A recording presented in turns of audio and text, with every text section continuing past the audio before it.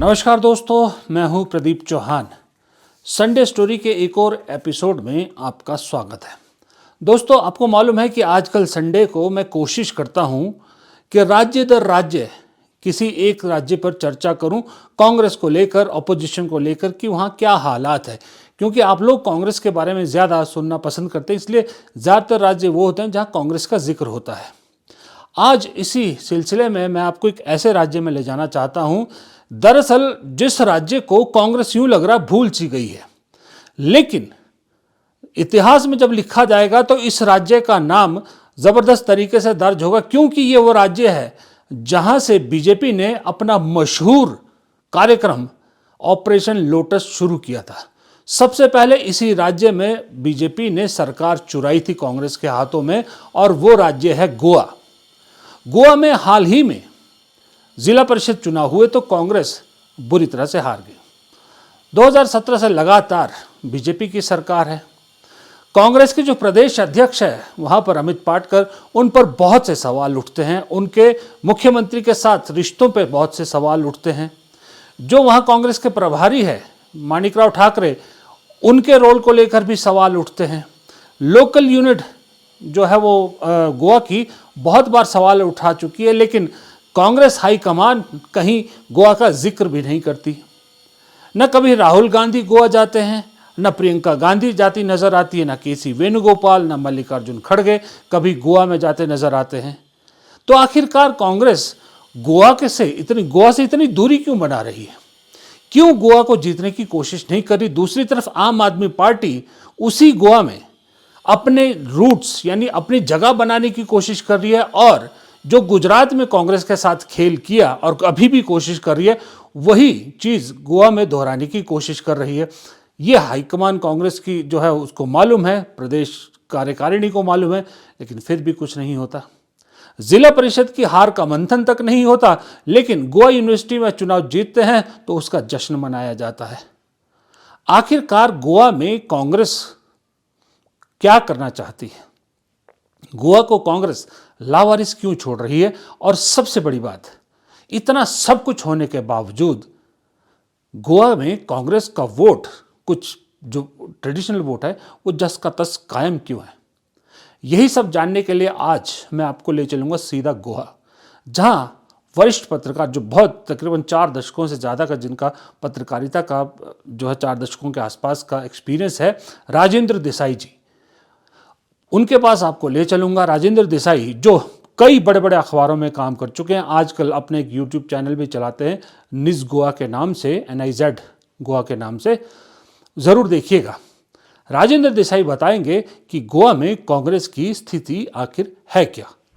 हाँ तो दोस्तों, जैसा कि आप देख सकते हैं कि वरिष्ठ पत्रकार राजेंद्र देसाई सीधा गोवा से हमारे साथ जुड़ चुके हैं। तो ज्यादा समय आपका जाया ना करते हुए सीधा राजेंद्र जी के पास चलते हैं। देसाई साहब, सबसे पहले तो पहली बार आपका मेरे इस चैनल पर बहुत बहुत स्वागत है। और दूसरा सीधा सवाल ये है जो इस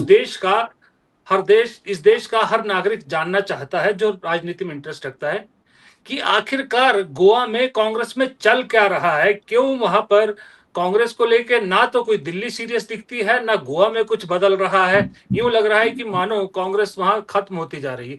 ये क्या हो रहा है दरअसल गोवा में? थोड़ा सा हालात बताएंगे आप? एक्चुअली गोवा में जो ऑर्गेनाइजेशनल लेवल पे जो पार्टी है वो और लेजिस्लेचर पार्टी, उनका जो कोऑर्डिनेशन है वो बहुत खराब है।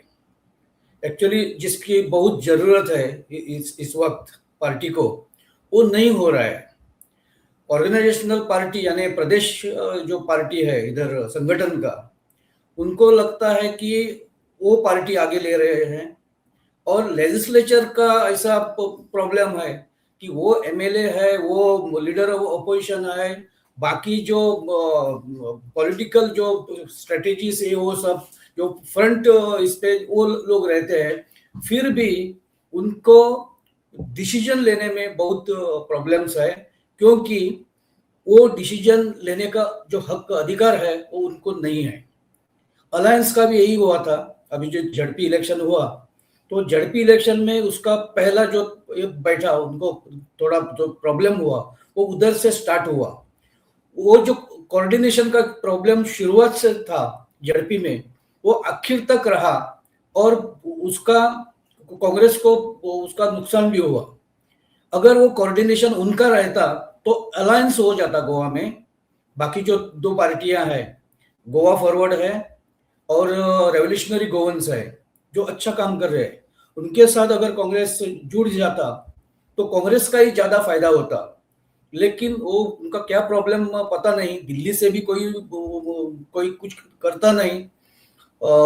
ठाकरे जी इधर आते हैं, उनके जो प्रभारी है गोवा के, वो मुंबई से इधर आते हैं, लेकिन क्या डिसीजन होता है, वो क्या डिसीजन लेते हैं, किसी को पता नहीं चलता। और लोग तो उनका पार्टी का एक बहुत अच्छी जो बात मैं आपको बताता हूँ, पार्टी के लीडर्स, पार्टी के एमएलए छोड़ के गए हैं कुछ लोग। पार्टी के लीडर्स भी सीरियस नहीं है, लेकिन जो मतदार है कांग्रेस के, जो ट्रेडिशनल वोटर्स है, वो अभी भी उनके साथ बहुत अच्छे से है। वो क्या बोलते हैं उसको, they are very dedicated to the party, ऐसा है। तो पार्टी और यानी लेजिस्लेचर पार्टी और जो ऑर्गेनाइजेशनल पार्टी यानी जो प्रदेश कांग्रेस है, उसका कोऑर्डिनेशन नहीं है, वो इधर का बहुत बड़ा प्रॉब्लम है। दूसरी बात ऐसी है कि जो लीडर्स है, फॉर एग्जांपल अभी Yuri Alemao being a MLA and being a leader of opposition, उनका काम बहुत अच्छा है।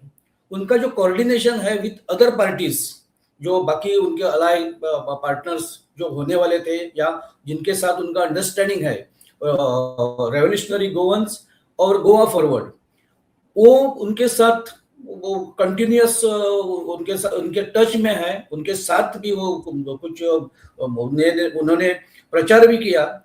लेकिन ऑर्गेनाइजेशनल जो पार्टी है वो झड़पी में किधर भी दिखाई नहीं दी। और जब रिजल्ट आए तो पहली बार साउथ गोवा में, लास्ट टाइम उनको बहुत थोड़ा ये बैठा था, नुकसान हुआ था, लेकिन इस बार साउथ गोवा में 8 झड़पी आए उनके 25 से, और नॉर्थ गोवा में उनके 2 आए और एक गोवा फॉरवर्ड का, यानी ऑल टुगेदर 11। लेकिन क्रेडिट जब लेना था तो ऑर्गेनाइजेशनल पार्टी आगे आई। एक्चुअली वो जो एफर्ट्स थे, सबको मालूम है, वो यूरी अलेमाओ जो एलओपी है उनके एफर्ट्स है। और यूरी अलेमाओ के या क्या बोलते हैं उनके एफर्ट्स से आरजीपी ने यानी रेवोल्यूशनरी गोवंस ने उधर कैंडिडेट नहीं डाले, at least in 6-7 constituencies where Congress got elected this time. So उसका क्रेडिट तो यूरी अलेमाओ को जाता है, यानी लेजिस्लेचर पार्टी को जाता है। लेकिन जब क्रेडिट लेना था ऑन कैमरा, ये संगठन वाले लेके गए। This is their problem. I don't know why they are not doing anything, specially from Delhi. जी दे आर जी, नॉट डूइंग देसाई साहब, एनीथिंग। देसाई साहब, हाँ आपने एक बात कही बीच में कि जो जी ट्रेडिशनल कांग्रेस का वोटर है वो अभी भी कांग्रेस के साथ खड़ा है। जी। कांग्रेस में अगर इतना कुछ हो रहा है तो वो ट्रेडिशनल वोट आज भी कांग्रेस के साथ क्यों खड़ा है? क्योंकि आप इतने लंबे वक्त से गोवा की पॉलिटिक्स देख रहे हैं, तो आपको क्या लगता है कांग्रेस का ट्रेडिशनल वोट अभी भी क्यों कांग्रेस के साथ खड़ा है? किस उम्मीद पर खड़ा है? जब बीजेपी गोवा में आई तो बीजेपी तो फुल मेजोरिटी लेके नहीं आई थी। 2000 में पहली बार मनोहर पर्रिकर इधर के मुख्यमंत्री बने, तो उनके साथ just there were 10 MLAs of BJP. बाकी लोगों को इधर उधर से वो करके वो गवर्नमेंट किया था। तो बाद में ग्रेजुअली वो पार्टी बढ़ते गई। लेकिन कांग्रेस का जो इधर का 80 से प्रताप सिंह राणे ने फर्स्ट टाइम इधर गवर्नमेंट कांग्रेस का फॉर्म किया। उसके बाद 10 बरस प्रताप सिंह राणे इधर चीफ मिनिस्टर थे। उसके बाद भी दिगंबर कामत ने 5 बरस इधर गवर्नमेंट चलाया, यानी 2007 टू 2012। तो ऐसा लॉन्ग ट्रेडिशन है। और उनके जो कार्यकर्ता है तो वो आइडियोलॉजी से जुड़े हुए हैं, यानी उनके इवन उनके वोटर्स जो है वो पक्के उनके हैं। वो कुछ भी हुआ ना, फॉर एग्जांपल मैं बताता हूँ आपको, Panjim constituency where Manohar Parrikar was contesting election, यानी 5-6 बार वो इधर से ही जीत के आए थे। लेकिन हर बार इतने कैरिस्मेटिक लीडर होते हुए भी इधर कांग्रेस को 4,000 उनका फिक्स 4-4,500 जो वोट्स था कांग्रेस का, वो इंटैक्ट था उस समय में भी। तो आइडियोलॉजिकली वो जो वोटर्स है वो कांग्रेस के साथ है। जो ट्रेडिशन है कांग्रेस का, यानी सबको साथ लेके जाने का, उनका बाकी जो क्या बोलते हैं वो थोड़ा सब लोगों को उनको आप आपके साथ लेने का साथ उनका लेने जो का। ये है ना। हाँ, तो लोगों को वो अच्छा लगता है। और बाकी तो गोवा के लोग, उनका एक्सपेक्टेशन वैसा ज्यादा नहीं है जैसे बाकी लोगों का। अभी अभी थोड़ा बढ़ रहा है क्योंकि इन्फ्लक्स इतना है। उनको थोड़ा सा ये उनके हैबिट है, वो लेते हैं पैसा भी उनको दिया तो वोट्स लेना उनको इजी पड़ता है। लेकिन कांग्रेस गोवा के जो ओरिजिनल वोटर्स है वो पैसों के लिए वोटिंग ज्यादा नहीं करते। वो इधर का ट्रेडिशन है। देसाई साहब एक चीज बताइए, जिला हाँ परिषद के चुनाव में कांग्रेस हारती है, जी लेकिन उसके बाद गोवा यूनिवर्सिटी में एनएसयू स्टूडेंट विंग चुनाव जीतती है, तो जी कांग्रेस उसको सेलिब्रेट करती है, जिला परिषद के चुनाव की हार का मंथन तक नहीं करती।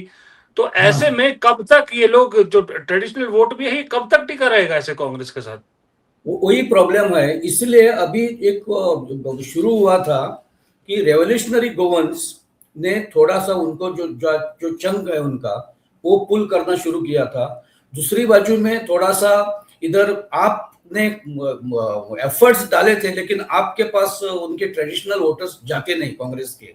ये आपका प्रॉब्लम है इधर। तो अगर इसी अवस्था में अगर कंटिन्यू हुआ रहा तो कांग्रेस को लॉन्ग टर्म कांग्रेस डेसिमिनेट होते जाएगी। और आपने जो यूनिवर्सिटी की बात बताई, तो यूनिवर्सिटी में जो यंग जो क्राउड है, अभी यंग जो वोटर है, वो थोड़ा सा अभी उसको वो नैरेटिव से नहीं जाता। वो देखता है, वो पढ़ता है, वो सुनता है, वो कुछ इंसिडेंट्स जो हो रहे हैं देश में वो देखता है, और उस हिसाब से वो अपना आइडियोलॉजी बनाता है। तो गोवा यूनिवर्सिटी का जो इलेक्शन था, तो वो कांग्रेस और गोवा फॉरवर्ड दोनों ने मिलके ये जीत हासिल की है। जी, ऐसा तो ऐसा देसाई साहब, है। जी देसाई हाँ साहब एक जी चीज बताइए, हाँ फिर इस सारी कड़ी में where is the loose connection? प्रदेश अध्यक्ष एक लूज कनेक्शन है, प्रदेश जी प्रभारी लूज कनेक्शन है, जी, या दिल्ली में बैठी हाईकमान लूज कनेक्शन है? तीनों भी लूज कनेक्शन है। जो आपने पहला नाम लिया, जो प्रदेश अध्यक्ष है, वो होता ऐसा है। गोवा का जो थोड़ा सा सोशल जो फैब्रिक है या सोशल सेटअप है, उसमें थोड़ा थोड़ा कास्ट का भी उसमें थोड़ा ये रहता है, कंटेंट रहता है। तो बीजेपी के पास जो अध्यक्ष है इधर का प्रदेश अध्यक्ष, वो भंडारी कम्युनिटी का है, जो गोवा की सबसे बड़ी कम्युनिटी है। तो नंबर वाइज कांग्रेस में कांग्रेस का जो गोवा अध्यक्ष है वो हाई कास्ट यानी सारस्वत है। तो कांग्रेस को पता नहीं चलता कि बाबा अगर क्या बोलते हैं पॉलिटिक्स करना है तो थोड़ा सा वो बहुजन समाजवादी जो थोड़ा गोवा का ट्रेडिशन है पॉलिटिक्स का, वो लेके जाना पड़ेगा। वो हाई कास्ट और ये मैं कोई जाति का ये नहीं करता, लेकिन गोवा में जो रियलिटी है वो रियलिटी कांग्रेस के वो जो लीडर्स है दिल्ली में बैठे हैं, यानी या ठाकरे जी है, उनको पता नहीं क्यों चलता, मुझे मालूम नहीं है। अगर उनको काउंटर करना है तो ओबीसी का ही कोई वो पकड़ना पड़ेगा और उसको आगे करना पड़ेगा।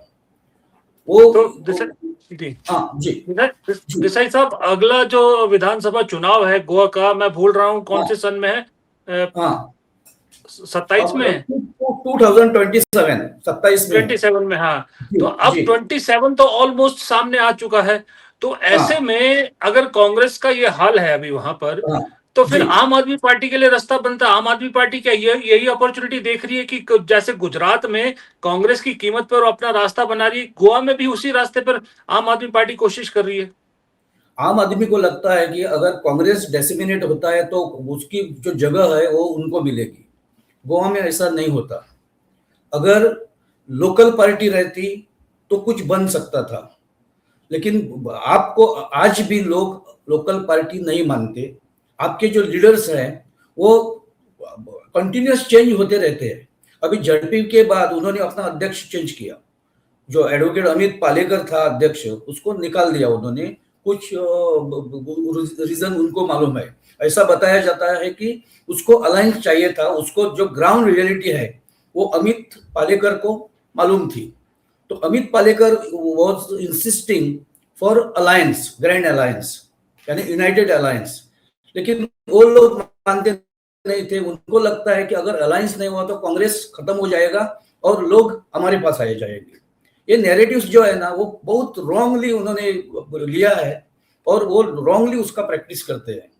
अगर ऐसा कंटिन्यू रहा, अगर अभी अलायंस अगर होता भी है ऑपोजिशन का, तो कांग्रेस, रेवोल्यूशनरी गोवंस और गोवा फॉरवर्ड का होगा।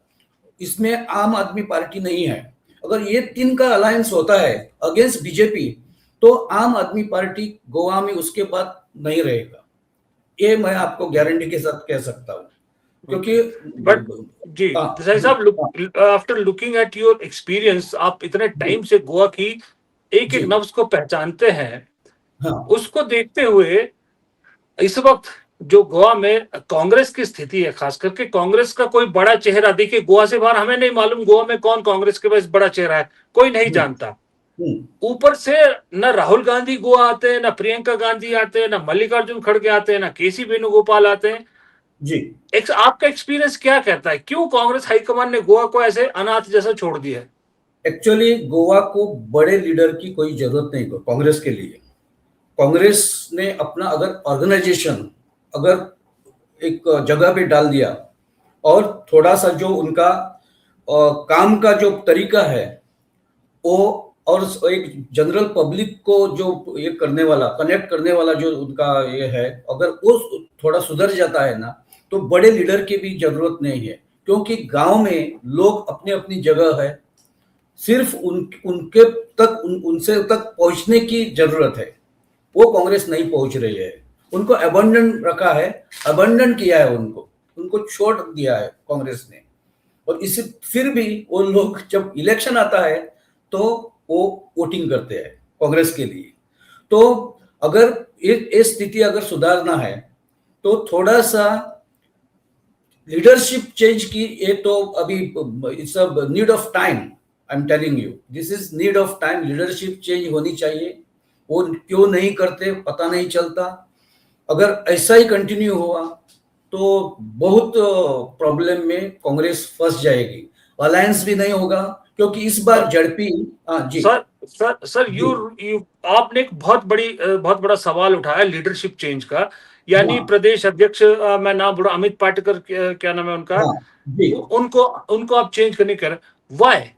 पब्लिक ये सवाल जानना चाहिए कि क्यों लीडरशिप हाँ। चेंज की जरूरत है वहां पर, क्या ऐसा है जो अमित नहीं कर पा रहे, पाटेकर नहीं कर पा रहे?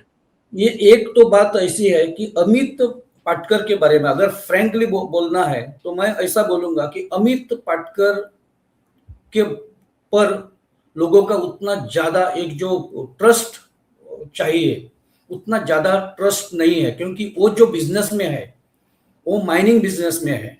और लोगों को ऐसा लगता है, अंदर से लोग बाद में इसमें प्राइवेट में लोग बोलते हैं कि उनका गवर्नमेंट के साथ कुछ ना कुछ डील है।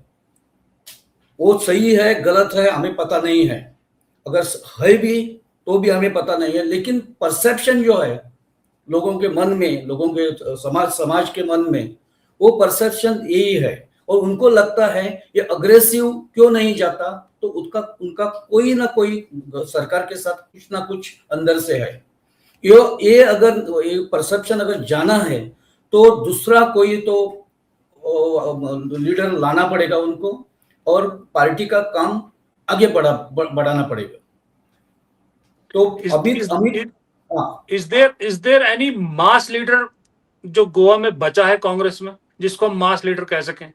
जी, अभी मैं बताता हूँ। अभी गिरीश चोडनकर है, अमरनाथ पणजीकर है, एडवोकेट कार्लोस फरेरा है, ये लोग हैं जो बहुजन समाज यानी उससे आते हैं। कार्लोस फरेरा तो खुद एडवोकेट है, अच्छे, वो एडवोकेट जनरल भी थे स्टेट के।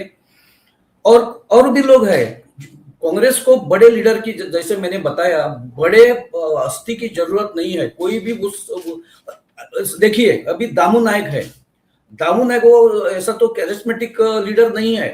Damu Naik was a MLA of party, लेकिन वो फ्रंट इसमें जो लीडर है उनके वैसा नहीं था दामू। फिर भी दामू को उन्होंने लाया और एक नैरेटिव उन्होंने सेट किया कि बीजेपी बहुजन समाज के साथ है और उनके जो लीडर्स है वो बहुजन समाज में से ही आते हैं। कांग्रेस का थोड़ा सा ठीक नहीं हो रहा है, नहीं चल रहा है। वो प्रॉब्लम है उनका जी। हाँ, खैर, हाँ, एनीवे देसाई साहब, आपने बहुत अच्छी जानकारियां दी, बहुत सारी चीजें बोली। बहुत बहुत धन्यवाद राजेंद्र देसाई जी, आपने इतने छोटे से वक्त में इतनी सारी जानकारी दी। सवाल अभी गोवा को लेकर बहुत है, लेकिन जल्द ही हम दोबारा राजेंद्र जी के पास जाएंगे, गोवा को और डिटेल में जानने की कोशिश करेंगे। अभी हमने ऊपरी सतही तौर पर गोवा को जानने की कोशिश की है। लेट्स सी क्या गोवा को लेके कांग्रेस कुछ करती है, क्योंकि जैसे हमने वीडियो में भी कहा कि मुहाने पर है विधानसभा चुनाव। क्या फिर कांग्रेस हारना चाहती है या कुछ करना भी चाहती है? तो इसको लेके जल्द ही दोबारा आपसे मुलाकात होगी। राजेंद्र देसाई भी दोबारा हमारे साथ जुड़ेंगे। तब तक हमें दीजिए इजाज़त। नमस्कार।